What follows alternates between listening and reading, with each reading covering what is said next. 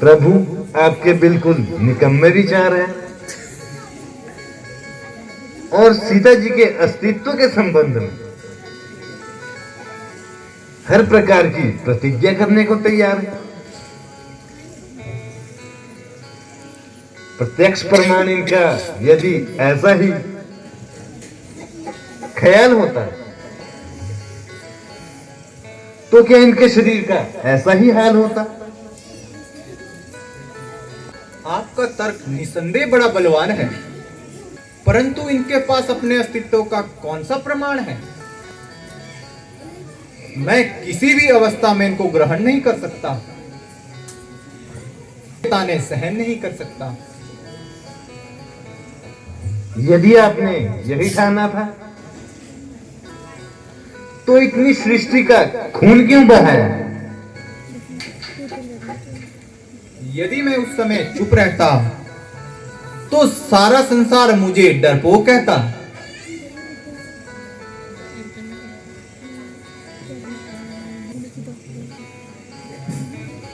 लक्ष्मण, जाओ तुम चीता की तैयारी करो।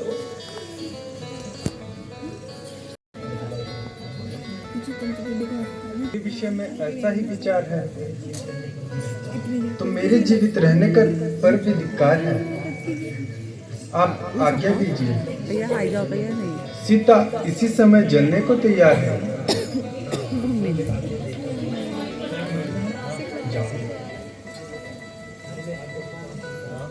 जो भी मैं आज्ञा देता हूँ उसे स्वीकार करो।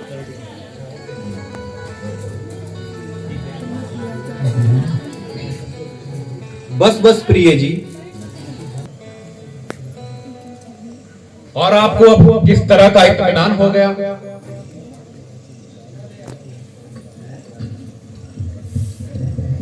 यद्यपि यह मेरा कार्य आप लोगों के विचार में काबिले एतबार था, तो इसके अंदर भी एक पोशीदा राज था। आम लोगों के सामने तो ये बात मामूली सी मालूम होती है, पर उनको मालूम नहीं कि बेहद खुशी भी जानलेवा होती है। इस तरह से मैंने इनकी बढ़ती हुई खुशी को रंज में बदल दिया और इनको हर्ष की मृत्यु से बचा लिया और लोगों के चर्चे से खुद को बचा लिया। भगवान, आपकी बुद्धि आप ही के साथ है। हमारी वहां तक पहुंचने की क्या औकात है? सुग्रीव जी, आप सभी के साथ लंका जाइए और विभीषण जी के राज तिलक की सामग्री तैयार कराइए। कल विभीषण को राज तिलक दिया जाएगा और कल ही अयोध्या के लिए यहां से कूच किया जाएगा।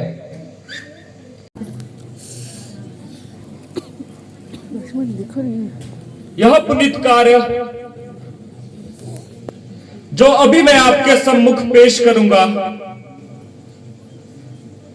श्री भ्राता रामचंद्र द्वारा संपन्न होना था, लेकिन उनका यहां पधारना असाध्य है,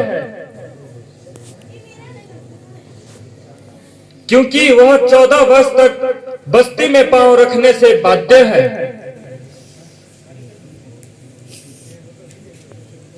यह मैं उनकी अनुपस्थिति में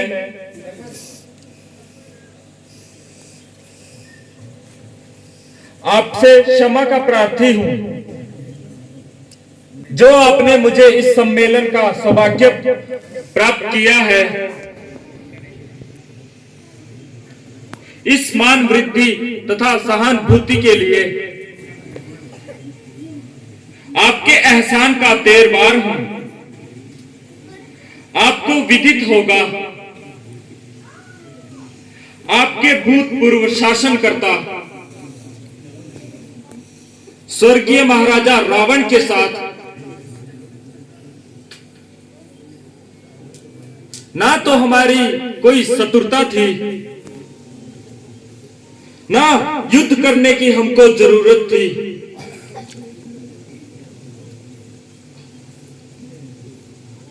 जो कुछ कारण था वो आप लोगों को भली भांति ज्ञात है, अथवा उसे दोहराना निष्क्रिय है।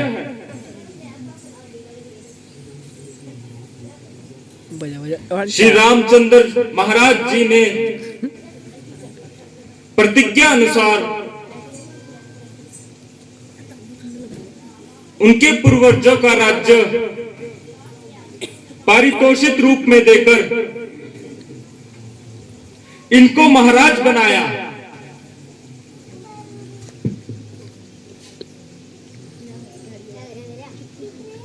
मैं उनकी ओर से इनका राज्य तिलक करूंगा। इनके समस्त सभा सदस्य, मंत्री, कर्मचारी, छोटे बड़े, धनवान तथा भिखारी अपनी बुद्धि अनुसार प्रत्येक इस बात का यकीन करिए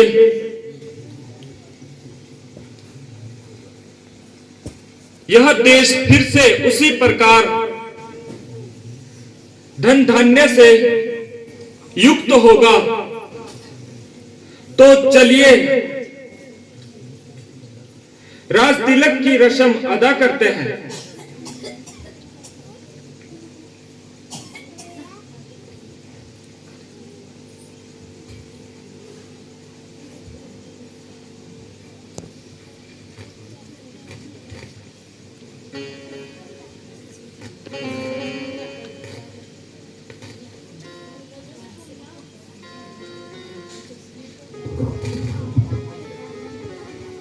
ओम मंगलम भगवान विष्णु मंगलम गरुड़ध्वज मंगलम पुंडरीकाक्ष मंगलायतन हरि विनायक गुरु भानु ब्रह्मा विष्णु महेश्वर सरस्वती प्रणमादेव सर्वकार्यार्थ सिद्धये वक्रतुंड महाकाय कोटि सूर्य संप्रभा विघ्नं कुरु मे देव सर्वकार्येषु सदा गजाननं भूतगणादिसेवितं कपितजम्बूफलचारु भक्षणं उमाशोतं शोकविनाशकारकं नमामि विघ्नेश्वरपादपङ्कजम् शांताकारं भुजगशयनं पद्मनाभं सुरेशं विश्वधारं गगनसदृशं मेघवर्णं शुभांगं लक्ष्मीकान्तं कमलनयनं योगिविहारं गम्यं वन्दे विष्णुभयहरं श्रीलोकैकनाथं।